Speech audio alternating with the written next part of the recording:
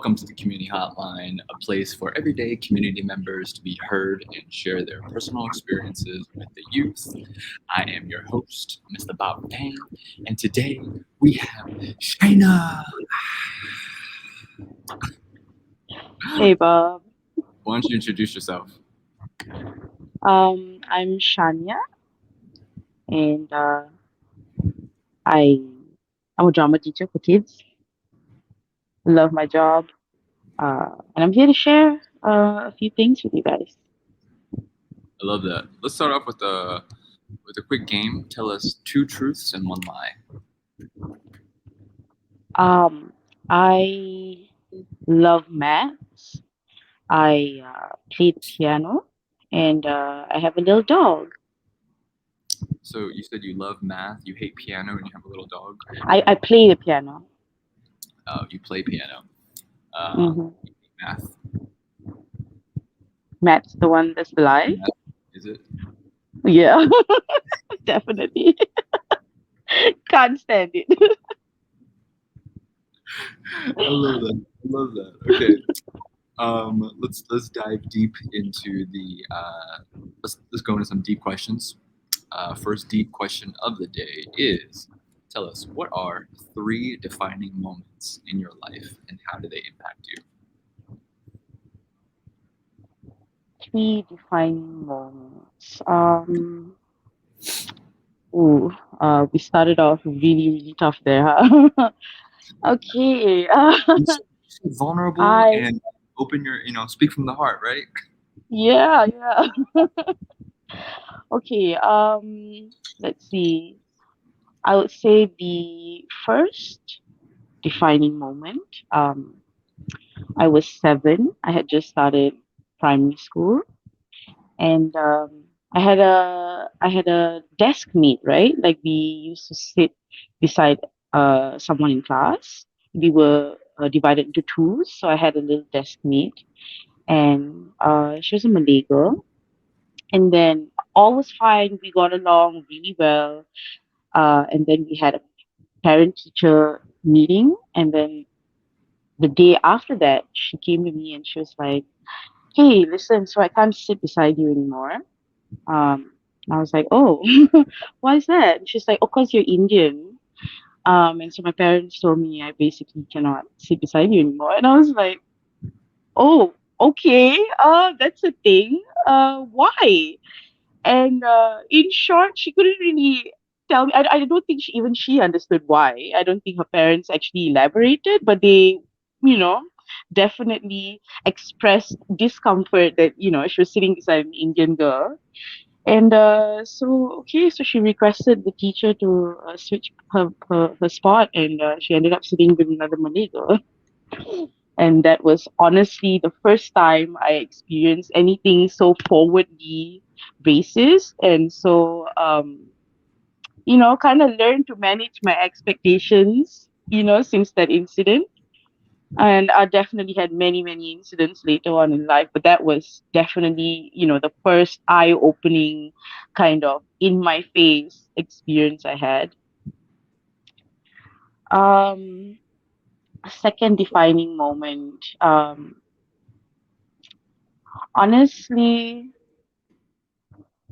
I don't really want to center the whole thing around, how much racism I experience in this country, but that is kind of what I experience a lot being here.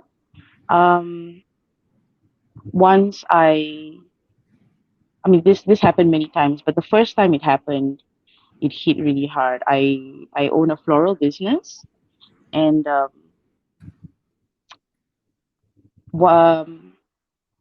the time I revealed that it was me, like I was the face behind the brand, I experienced dwindling like followers, and people stopped reaching out as much.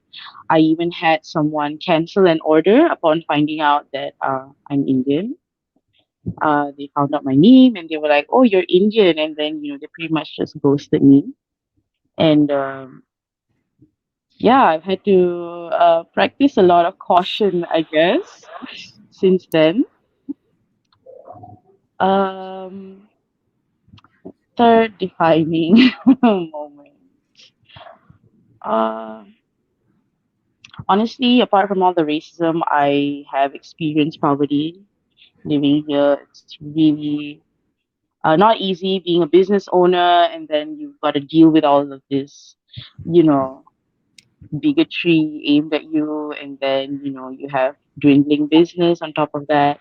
And I've gone through some hardships, regarding poverty. I've been in a spot where, like, almost 3 days in a row, I couldn't even afford like basic food, and that kind of put me in like a super survival mode, right? And now I'm thankfully doing a little bit better, but I I do have fears of slipping into that state again. But I do know that I can survive it. That's, I guess, the silver lining to it. I love it. I love it. I love it. Okay, so top three defining moments, just to make sure I was paying attention. Was your first racism experience at 7 years old when your desk mate said that they could no longer sit next to you? The second Yeah. one was your floral business when you kind of introduced yourself as the face of your brand and people were like, canceling orders. And then the third Hmm. one was your personal experiences in poverty. Yeah. Hard life, hard life, hard Tough life. stuff. Where were your parents in all of this? Sorry. Where were your parents in all of this during all of this? They've always been around, but honestly, they face poverty as well. I mean, due to a lack of education, first of all, and then not having credentials to your name, and then not being able to hold down, a steady job, or, being unconventional with the choices that we've all made regarding our career paths, stuff like that. They're always here. They're always here. But I guess financially speaking, the three of us do struggle a lot. Let's see. Do you have siblings, or is it you're the only child? So I do have one sibling, a very new sibling. He's only 6 years old. Okay, Yeah. nice. And how So old are you? most of my life has been spent being the only child. I'm turning 32 this year. Got it. Got it. Is it a new experience having a younger sister? You said sister.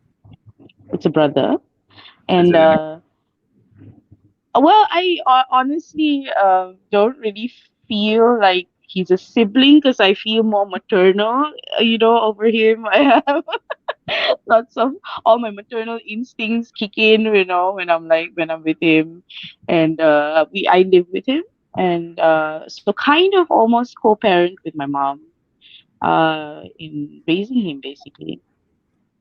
Got it. Got it. So when he grows up and turns 18, you're gonna have a lot to, you're gonna feel very protective of him. Oh yeah.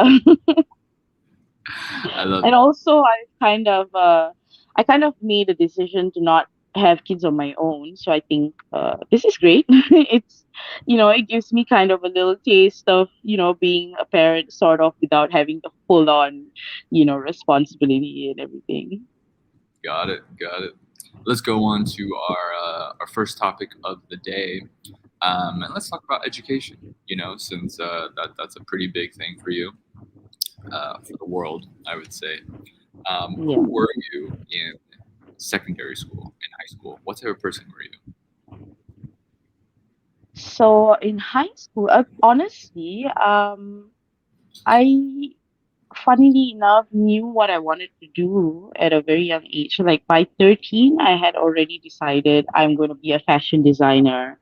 That's my career path. I'm going to work towards that. And I I definitely was not one of the super high achieving academic type of student. Um, I enjoyed certain subjects, and when I enjoyed it, I really enjoyed it. But I found it really hard to cope with constantly having to study and the workload of homework and stuff like that. Um, I was very into language. Um, so like English, literature were my forte. Um, but stuff like, like we mentioned, math, stuff like that was pretty much lost on me. I did try. I tried really hard. Just for some reason, just was a really tough time for me. I was really big on like my extra curriculum. I did lots of sports and joined clubs, that sort of thing. Um, and yeah, I expressed myself a lot through art and kind of try to hone my fashion designer skills even at a young age. I had a friend who shared the same interest with me, and we would kind of just sit together and spend hours just drawing out like outfits and stuff like that. um I think overall my high school life was pretty fun. um Obviously there was a lot of I there was a lot of bullying in terms of like, again, to bring it back, a lot of racism, a lot of racist bullying. I even got a teacher who used to like pass off little snide comments. I remember coming Personal to story. class. Sorry. Personal story. Yeah, so I came to class late once, and okay, for some reason, a lot of people used to think I'm from Africa, and I don't know, it's my complexion or I don't know, my features. I'm not sure, but so I came to class late one day, and my teacher was like, "Oh, hey, look, Africa has decided to join us," and I was like, "What? Like what?" Okay, and it kind of caught on, and then all the other students would just be like, "Yay, Africa's here," and stuff like that. And I was just okay. I will try to ride with this. It's weird and it's odd, but sure. Did you go to And a Malay school or Indian school? yes, I did. I went to a national school, and yeah, so we had a good mix of races actually. But yeah, for some reason I was always picked on. And then on top of that, I being an Indian, I can't speak Tamil, and so I would even get shunned by the Indian girls because they would be like, "Oh, well, she's Indian, she can't speak Tamil, she's not one of us," you know.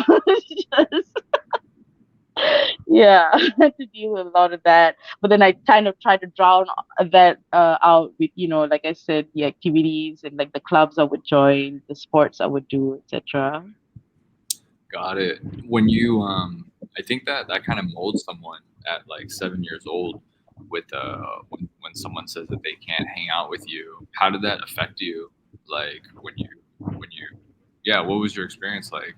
Like I Honestly, I think if I remember correctly, I think I went home and I cried because that was the first time, someone had told me, "Hey, there's something wrong with the way you are, and it's something that you can't help, right? Like you're just born into it. It's something that, you know, you have no control over. You can't change." And I think I felt really stifled because yeah, here's something that's beyond my control, and someone's telling me, "Hey, that's the thing that's wrong with you, and that's the reason we can't be friends," right? And I think, yeah, I was really upset. I cried. I don't think I told anyone about it at that time.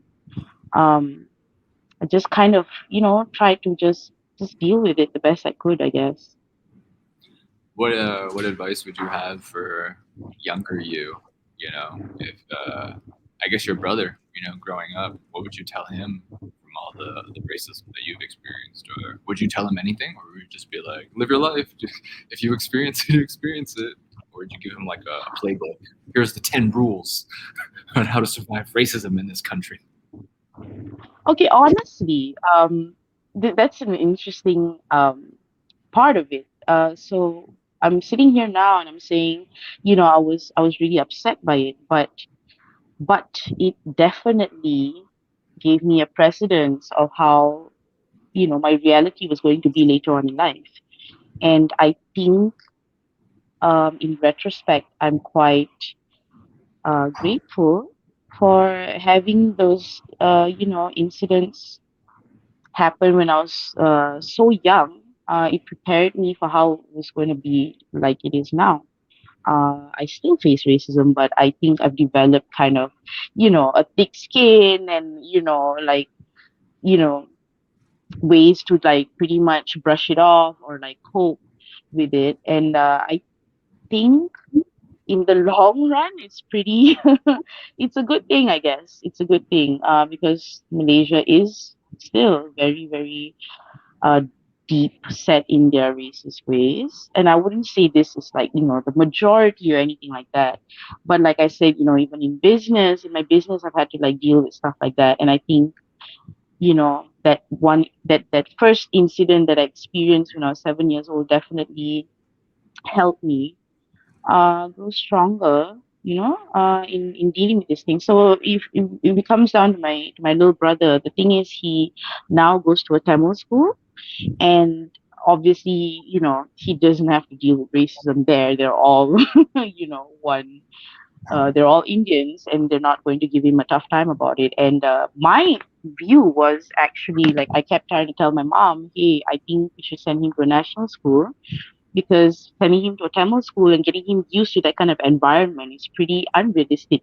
Just in my opinion, when you come out to the real world, you start working, you're definitely not going to, just be put with, your own kind or whatever. And I think I think we need the diverse experiences to prepare a child, honestly. So I would much rather him go to a national school, experience these things, and then, maybe come to me and I'll be like, hey, listen, like these things don't actually define you, like who you are. These things don't have to, be the main, like, identity of you, and you can definitely overcome these things. I love that. How would you? What is racism? How would you explain that to a 6-year-old? Um, well, I guess I would say, hey, due to our history, maybe some people think, hey, it's not great to be Indian. We have certain stigmas and stereotypes pegged to us, and we don't have to be that way. But certain people have certain views of, how we are, and they don't like that. I think that's pretty much the crux of racism, here at least. Got it. Got it. Let's move on to the next topic, which is love. Tell us, what is love? Ooh, if I knew, okay, well, I used to think love was, you know, exclusive, being with someone and having a person, like, many people still believe. Um, but I've gone through, the relationships and the hardships and the heartbreaks, and have come to a conclusion that I think I believe in um, the kind of love you would give the world, right? Like everyone in the world, like humanity, you know, like wildlife, that kind of love, the love you would have for the earth, Mother Nature, I think that's the kind of love I don't think I subscribe to the whole exclusive partnership. ownership kind of love that I used to anymore. Okay. Yeah. Who was your first love? Um, his name was Chris, and we actually got engaged, and then things kind of fell apart. Um, yeah, it was actually a lot to do with self discovery. I think both of us, because we got into it pretty young, both of us when well, I was 20, and he was 21, so pretty much still youth, and we were together for about 5 years. And in that 5 years, I mean, a lot of self discovery can happen. You're, yeah, you're basically finding out who you are, and you're building your values, you're forming, your opinions about the world, and how you're going to navigate yourself. And I think we kind of discovered that we're really different, right? We had different values, we had different, I guess, coping mechanisms, or, outlooks on life, and, you know, religious or spiritual beliefs, stuff like that. And then, yeah, we parted ways after that. We still keep in touch, so no animosity there. Um, and since then, I've kind of not really been interested in engaging in that kind of. I feel like that I've done that, and it's not my thing anymore. Got it. Got it. What would you say to young kids who are about to start dating for the first time? Any life advice? Yeah, I think don't okay, like, go into it being free, and try not to lose that freedom, because I think being in love with someone is letting them express themselves in their entirety, letting them be completely themselves. And I think if you want to date, go into it not losing your own freedom, and also not stifling or depriving someone else of their freedom as well. Okay, I love that. What about your relationship with your parents? Who do you like better, your mom or your dad?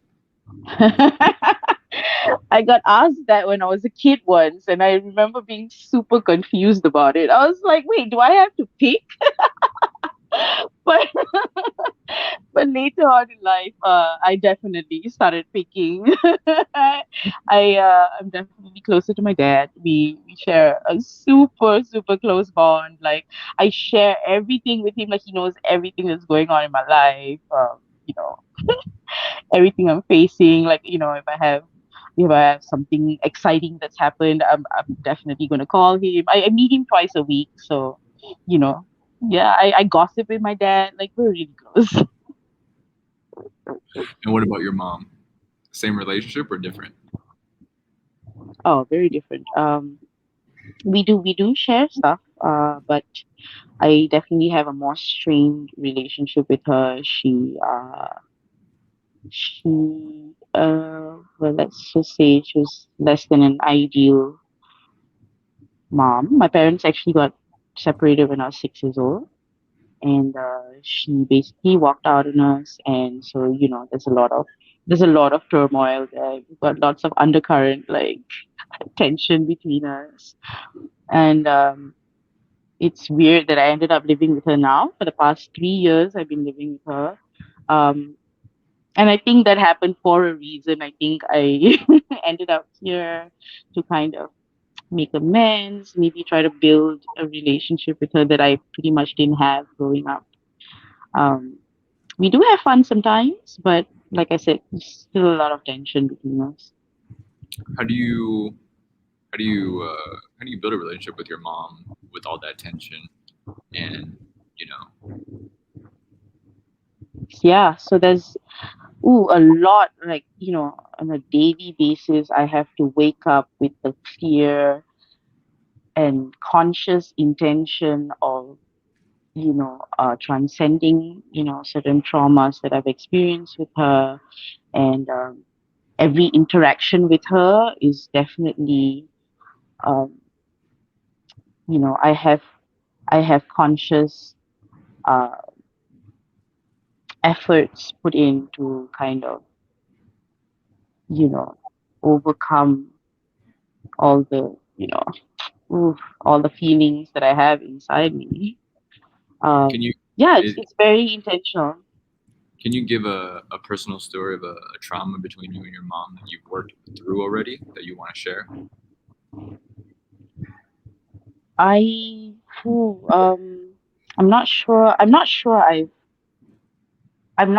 I have actually worked anything out fully.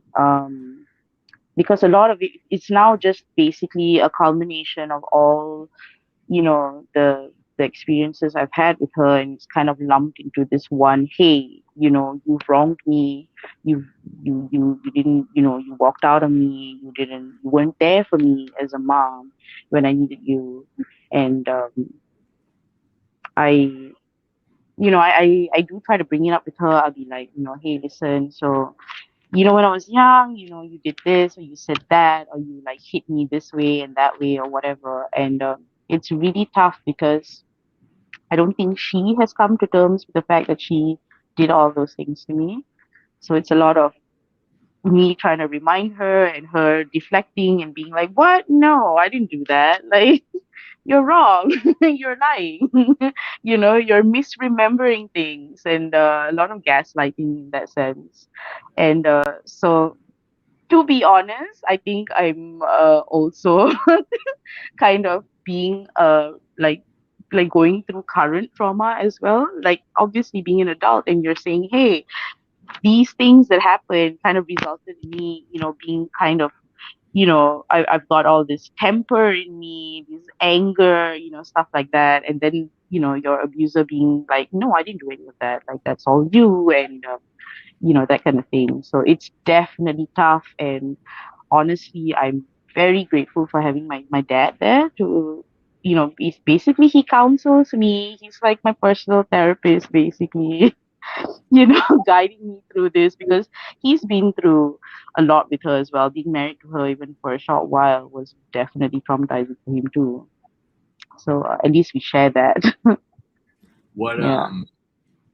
can you tell a personal story about when your mom like wasn't there for you or left you? Like she was never in your life. Like after 6 years old, like from 6 to high school, you didn't see her. No, no. She was around.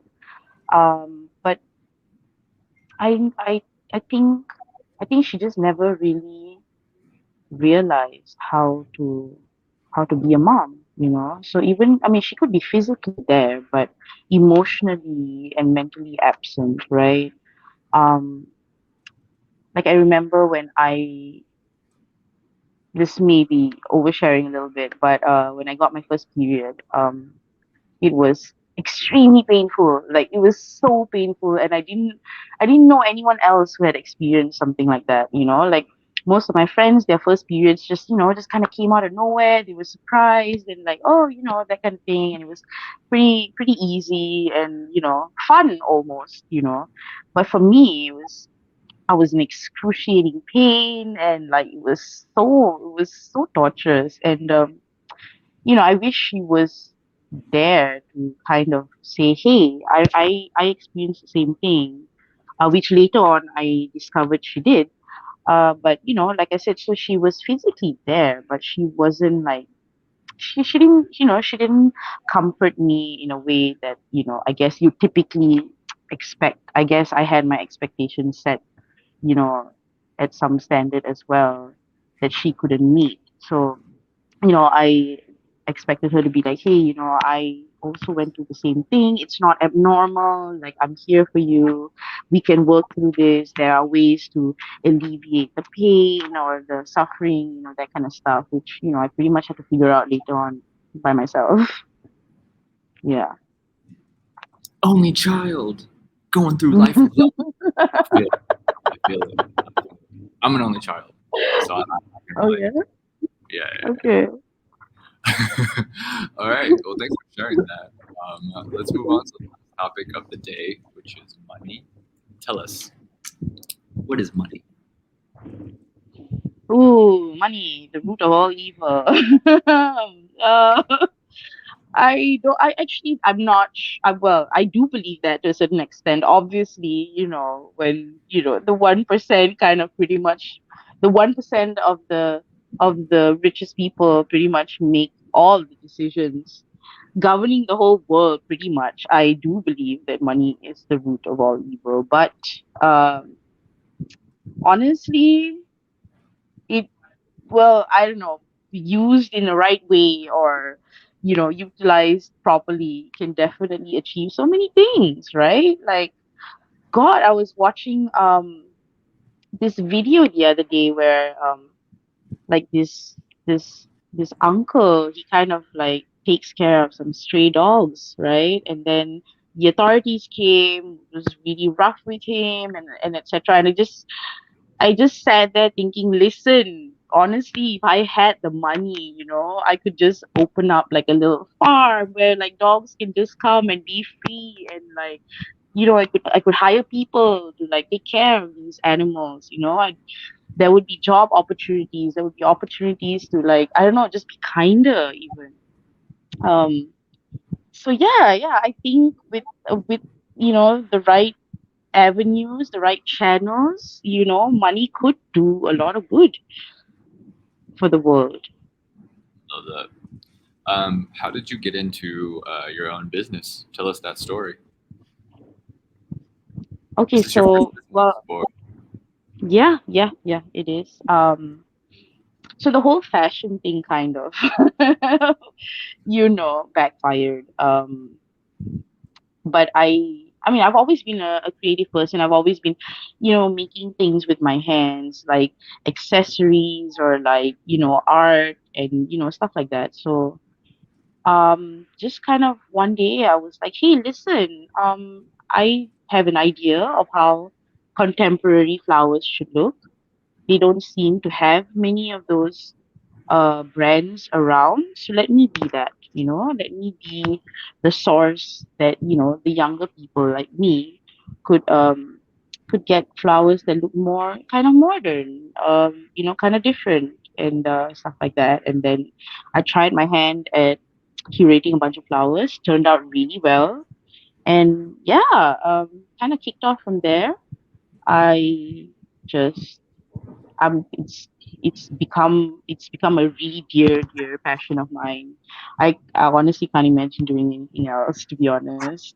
Um, but this was I think officially the third venture because I had started out with making desserts, and then I shifted, and then I didn't have enough space to continue that, and then I went on to making handmade accessories, but then getting the supplies were really hard and really pricey, etc. And then so flowers was my third official venture, and that was the one that stuck, I guess. what is your flower shop called? Black burlap. Got it. And then how do you? I guess so. What you just where do you source your flowers from, or how does that business work? People just they Yeah. see a cool design and they want to buy it, and then you send it to them. Yeah, so it's all online basically. I don't have like a physical shop. It's all done online. So people just, browse through my Instagram page, or maybe they have an idea of what they want. They reach out to me. They say, hey, I want a bunch of flowers, maybe of a certain color palette, or they have certain flower types that they're looking for. And then I visit my wholesaler, which is in Pataling Street. And I source the flowers from there. I come home, curate it, and then yeah, send it out. It's actually a pretty simple system I've got going on. Nice. Are flowers expensive? Oh yeah, yeah. Especially imported flowers, which most of them are. We do have, a couple of locally grown types, but most of them are imported flowers, and oh, they can be really, really expensive.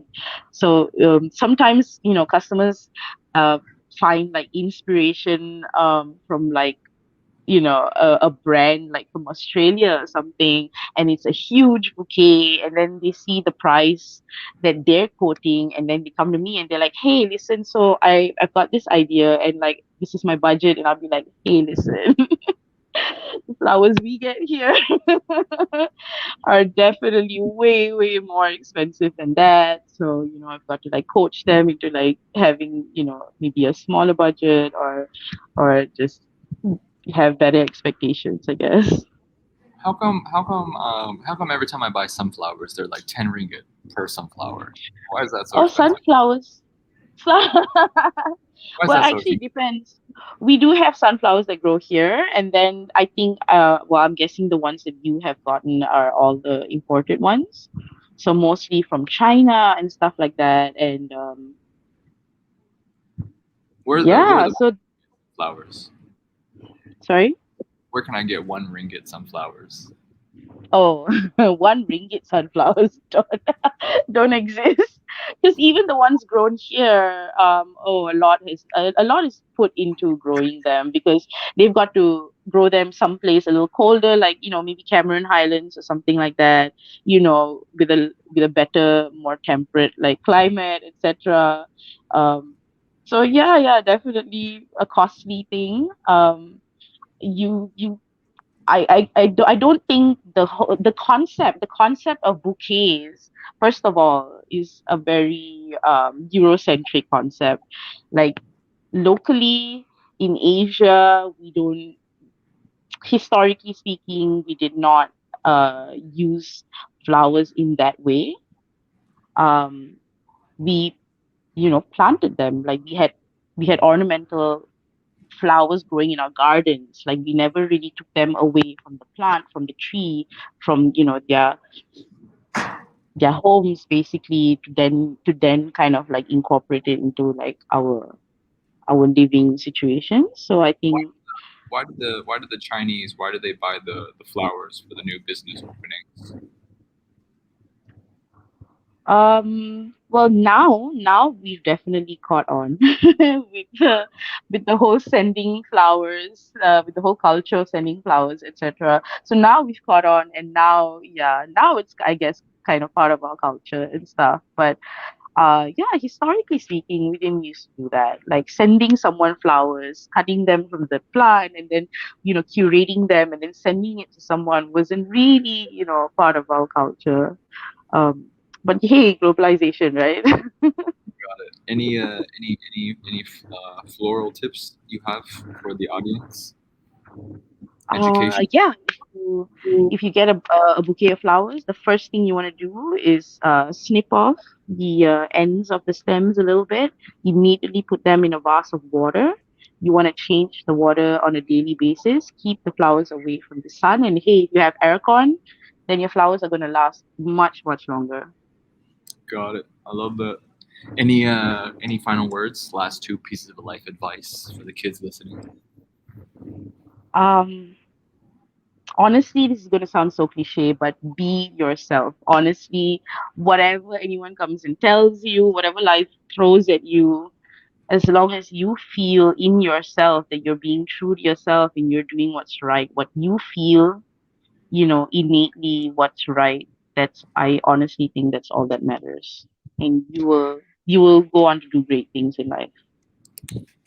Love that. And what's the second one after be yourself? Um, like I said just now, never deprive someone else of their freedom.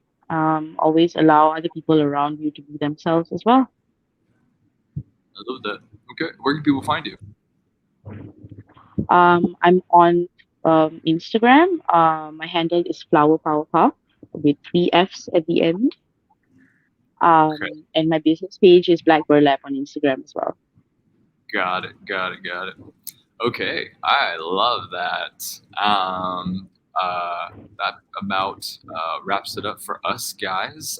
Before I forget, if you are in Malaysia and you are going through a crisis, you have suicidal thoughts, or you are depressed and you do need someone to talk to, feel free to WhatsApp 601898888058.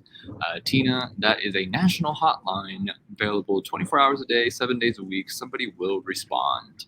And then if you're based in the US, you can always text home to 741-741. That is also a national hotline for a crisis if you are going through anything.